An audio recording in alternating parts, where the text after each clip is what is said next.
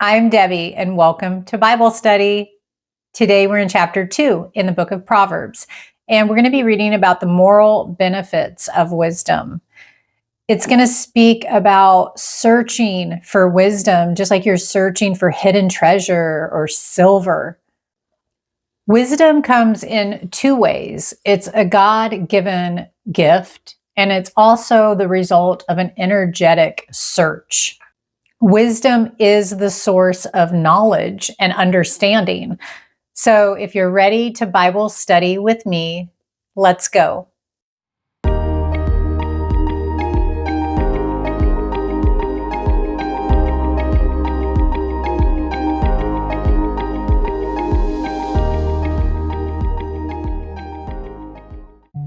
Dear Heavenly Father, we come to you with thanksgiving, and we ask that you give us knowledge, understanding, and wisdom as we study your word together today.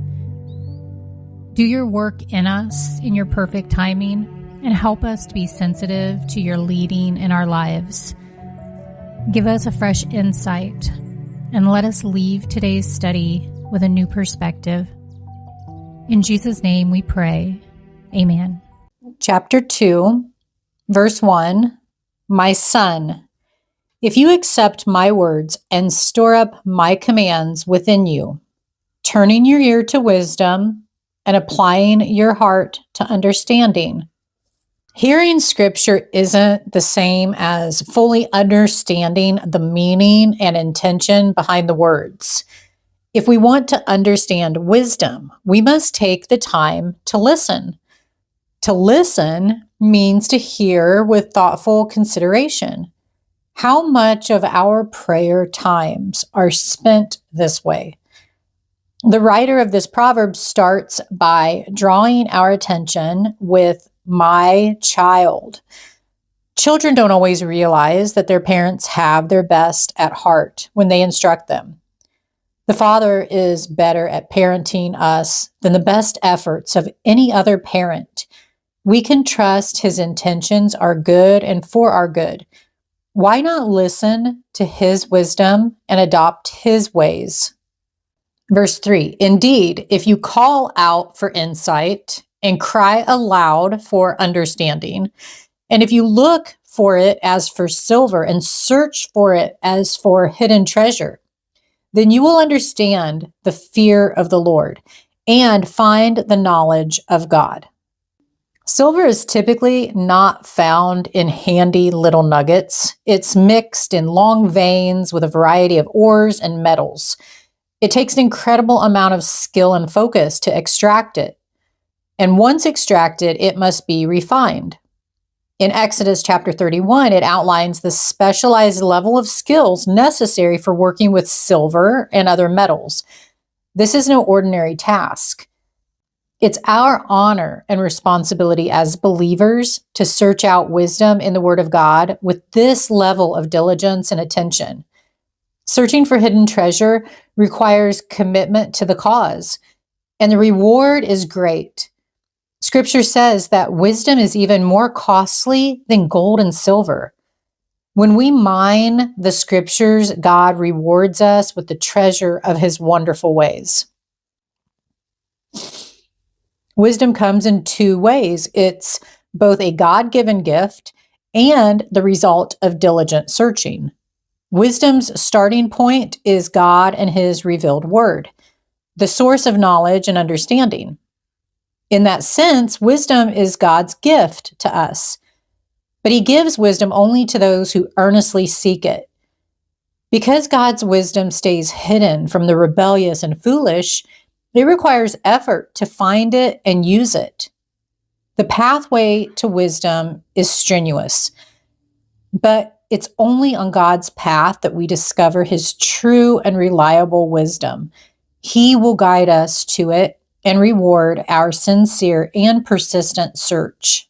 Verse 6, For the Lord gives wisdom, from his mouth come knowledge and understanding. Solomon was the wisest man to ever live, and he attributed all his wisdom to God. It was clear to Solomon that the wisdom he received was a direct gift from God. This verse reminds us that the Lord grants wisdom. He gives knowledge and understanding to the searching soul. If we want to be wise, the place to start is in seeking the Lord. We don't have to go to the halls of the powerful to learn God's ways. In fact, it's often through the dark valleys of this life that we find the most precious wisdom, the hidden treasures of darkness, as Isaiah says in Isaiah 45. The most important part of growing in wisdom is in nurturing our relationship with the Lord. If He is the grantor of wisdom, why wouldn't we go straight to the source? The more we listen to Him, spend time with Him, and obey His word, the wiser we become as our hearts and minds align with His. Verse 7, He holds success in store for the upright. He is a shield to those whose walk is blameless. Life can feel overwhelming at times, but how comforting is it to know God never leaves us alone? He's our shield against evil and our strength when we have nothing left to offer on our own. When we need wisdom, He pours it out for us and leads us down the path of His righteousness. We can confidently walk through the darkness of this world with integrity and wisdom because we know He is protecting us on all sides. Instead of departing from the wisdom of His love, we wear it like a cloak, trusting God to guard and watch over us. He's already accounted for the things that concern us. He's made the proper provisions. We don't have to worry about a thing. God gives us wisdom and victory, but not for drifting through life or acting irresponsibly with His gifts and resources. If we're faithful to Him and keep His purpose for us clearly in mind, His wisdom will become a shield against foolish temptations and allow us to focus on a life of integrity. Verse 8, For He guards the course of the just and protects the way of His faithful ones. When life gives us lemons, we might decide God has forsaken us or think we've done something wrong. We might not recognize that He's guarding our paths or protecting us. Where is God when our days are filled with tragedy and hardship? Well, God doesn't promise us a life of ease. We don't get to opt out of trouble. We'll all know suffering to some degree. We'll know the pain of losing loved ones and having to grieve their absence. We may experience tremendous heartbreak, but there is good news in the midst of it all. God is with us. Even when we can't see where the Lord is working, He's there, sowing seeds of mercy and redemption that will bear fruit in the light of day. Continue to trust Him and rely on Him. Verse 9, Then you will understand what is right and just and fair, every good path. Growing in wisdom doesn't happen by accident. The same is true of most things. You won't learn an instrument without practicing. Muscles are trained by consistent effort. This is true with wisdom too. You won't wake up one day and suddenly find that you're wise if you don't put the time and effort into knowing the Lord first. Jesus is our best example of wisdom. If we want to know what integrity looks like, we should look at the way Jesus lived. How did He act toward people? What did He prioritize? If we want to walk in integrity, we must be honest and live wholeheartedly. The more we grow in wisdom, the more readily we will discern what's good, what is just, and what paths to take. Verse 10, For wisdom will enter your heart, and knowledge will be pleasant to your soul. Sin can make people blind to the effects of their actions. When we compromise our standards by acting in a way that goes against God's heart and refuse to correct it, we desensitize our ears to hear the Spirit's wisdom. We all need the gracious help of the Lord. May we always be dependent on Him and turn to Him when we know we have stumbled, relying on His grace and mercy to pick us up and right our paths. God blesses the humble, for they are teachable. A humble heart is able to admit wrong and correct it. We can rejoice in our dependence on God because true knowledge comes only from Him. He always knows what is best. What a relief to know we don't carry that burden. God becomes the delight of our souls as we trust Him. He alone gives wisdom that leads to life. We gain wisdom through a constant process of growing. We grow in wisdom as we do 4 things. 1, we must trust and honor God. 2, we must realize that the Bible reveals God's wisdom to us. 3, we must make a lifelong series of good choices and avoid decisions that compromise our integrity. And 4, when we make sinful or mistaken choices, we must learn from our errors and recover. People don't develop all aspects of wisdom at once. For example, some people have more insight than discretion. Others have more knowledge than common sense. But we can pray to receive all aspects of wisdom and take the steps to develop all of them. The end result will be true joy in a life well lived. Verse 11, discretion will protect you, and understanding will guard you. Wisdom will save you from the ways of wicked men, from men whose words are perverse. Most of us are familiar with the concept of a wolf in sheep's clothing. Jesus spoke about these kinds of people in Matthew chapter 7. They will claim to speak on behalf of God, disguising themselves as pious people. He warned that their intentions are like hungry wolves. How do we know them? By the fruit of their lives and relationships. How do they make people feel? Do they leave chaos or peace in their wake? This perversion it speaks of is not curses, but lies, contradictions, and twisted narratives. Duplicitous people are not trustworthy. It's wise to believe the fruit of a person's life.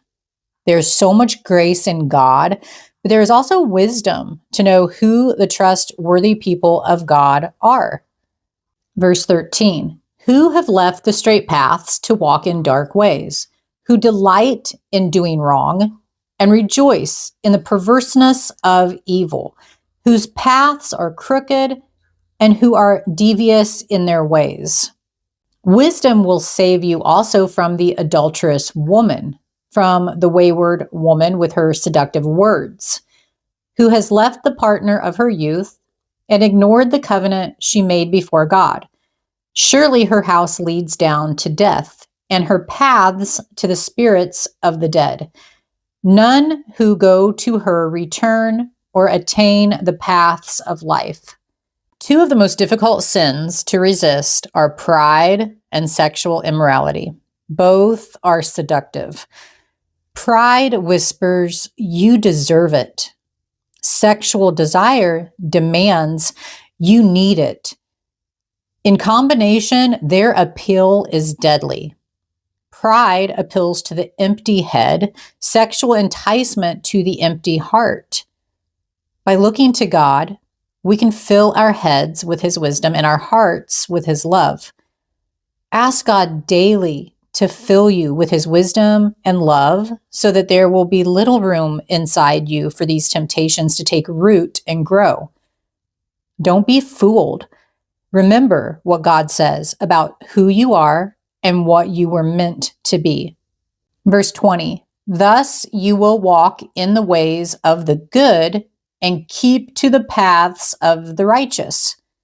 God has promised wonderful things to those who follow Him and live righteously.